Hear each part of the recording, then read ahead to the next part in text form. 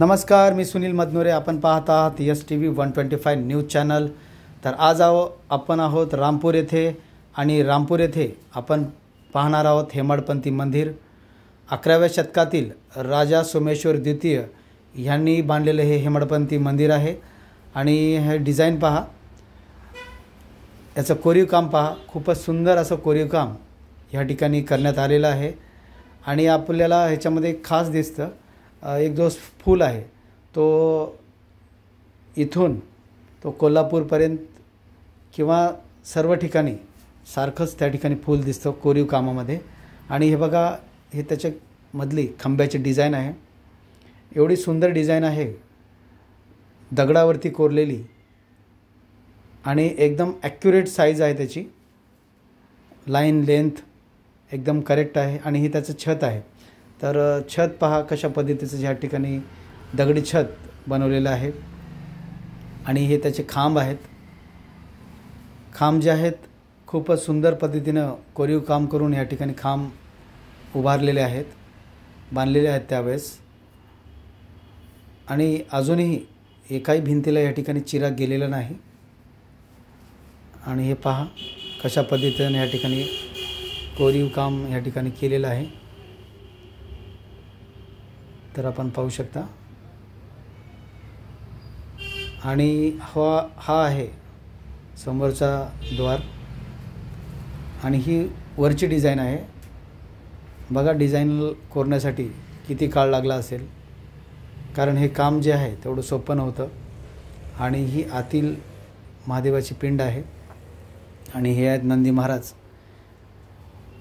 पिंडही पहा 11व्या शतकातली पिंड आहे. अजून ह्या ठिकाणी शाबूत आणि चांगल्या पद्धतीनं ह्या ठिकाणी आहे. आणि हे आहे काच. ह्या काचेमध्ये रिफ्लेक्शन दिसते पिंडीचं. तर आपण ह्या ठिकाणी पाहू शकता कशा पद्धतीचं रिफ्लेक्शन दिसायला काचामध्ये. आणि ह्याच्यावरती जे छत आहे ते थोडंसं वेगळं आहे. वेगळं कोरीव काम ह्या ठिकाणी करण्यात आलेलं आहे या छताचं. 2-3 ठिकाणचे छत जे आहे ते वेगवेगळे आहे. तर हा आहे आतमधला परिसर. तर या ठिकाणी पहा आपण. आणि हा आहे बाहेरचा भाग. आणि याच्यावरती जे कलर सध्या लावण्यात आलेला आहे तो सुवर्ण कलर आहे. तर कदाचित हे द्वारपाल असावेत. आणि जवळपास ही 3D टाईप असू शकते डिझाईन, कारण जिकडून पाहावं तिकडून सेम दिसतं डिझाईन.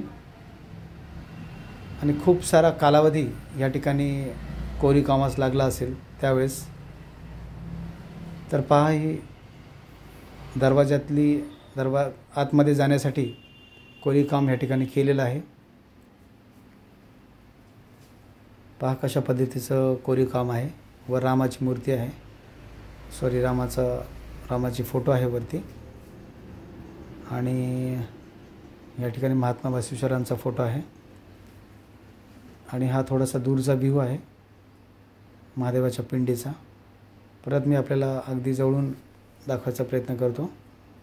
तर आपण पाहू शकता कशा पद्धतीची पिंड आहे. आणि खूपच सुंदर या ठिकाणी पिंड आहे. तर हा आहे आतमधला संपूर्ण परिसर.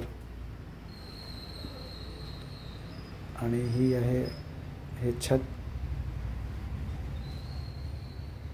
ते एक स्पेसिफिक वेगळा डिझाईन आहे हा. आणि आपल्याला सर्व ठिकाणी ही अखंड भिंतच दिसते.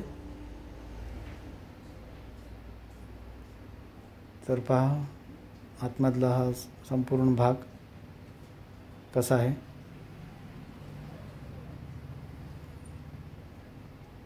हे कोरीव काम जे आहे खूपच सुंदर आणि चांगल्या पद्धतीचं कोरीव काम आहे. अजूनही शाबूत आहे. आणि हे ह्या ठिकाणी 2 आहेत खाचे आहेत. याच्यामध्ये पाय ठेवून जातात वरती. ते खूपच सुंदर पद्धतीनं त्या ठिकाणी ते खाचे जे आहेत कोरलेले आहेत. तर आपण हे पहा, दरवाजा बार मी आपल्याला दाखवतो, कारण कोरीव काम जे आहे खूपच सुंदर या पद्धतीचं कोरीव काम आहे. तर अशा पद्धतीचं कोरीव काम आता आपल्याला पाहायला मिळत नाही.